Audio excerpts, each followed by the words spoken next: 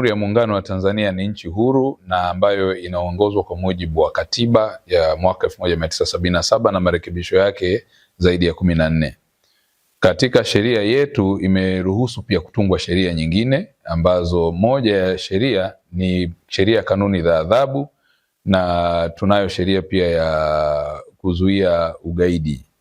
Sheria hizi zote kwa pamoja zinatoa makatazo juu ya mtu yoyote kutenda au kujishughulisha au kutishia ama kutokutenda jambo ambalo litapelekea kuvunja sheria na kuvunja haki za wengine.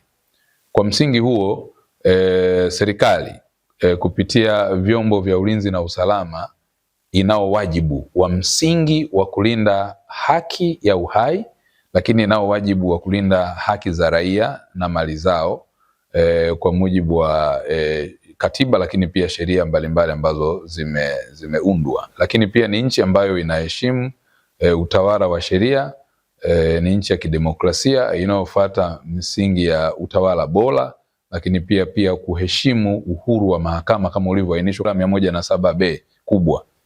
Lakini vivyo hivyo mamlaka zote za uamuzi wa haki itakuwa imepewa jukumu hilo muhimili wa mahakama kwa mujibu wa ibara 107A kubwa.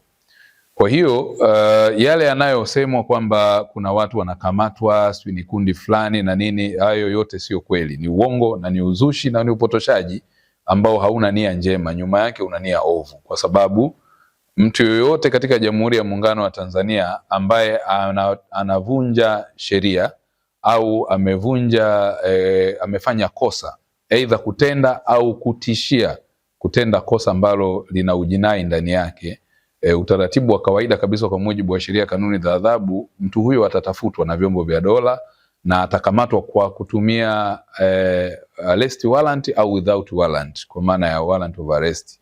Kwa maana hiyo utaratibu wa kukamata mtu ambaye ametenda au anapelekea kutenda kosa la jinai, ama kwa kutisha, kwa maneno, kwa vitendo, atachukuliwa hatua za kisheria. Kwa hiyo katika msingi huo hakuna, kwa mujibu wa sheria tulizonazo, hakuna kinga dhidi ya jinai kwa mtu yoyote. Ndio msingi wa sheria katika sheria za Jamhuri ya Muungano wa Tanzania. Hakuna mtu yoyote aliye na kinga dhidi ya utendaji wa makosa ya jinai, na hakuna mtu aliye juu ya sheria.